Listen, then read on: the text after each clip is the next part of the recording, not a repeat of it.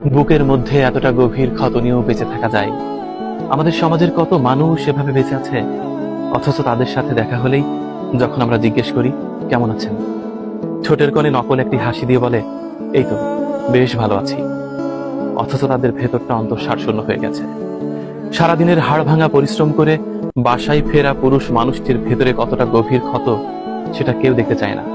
শুধুমাত্র পরিবারের মানুষ তাদের প্রাপ্যটুকুই বুঝে নেয়, শুধুমাত্র দায়িত্ব সম্পর্কে সচেতন করে দেয়। আরো বেশি কাজ করতে হবে, আরো বেশি ছুটতে হবে। কাজটি দেখে মনে হলো মানুষের জীবনটা এরকম। অনেক মানুষের ভেতরে গভীর ক্ষত, কিচ্ছু নেই, অনেক আগেই অন্তঃসার শূন্য হয়ে গেছে, তবু দিব্যি বেঁচে আছে। যদি মনে করেন ভেতরটা ঠিকঠাক আছে তাহলে সত্যিই ভুল। উপরের দৃশ্য দেখে কখনো ভেতরটা কল্পনা করা যায় না।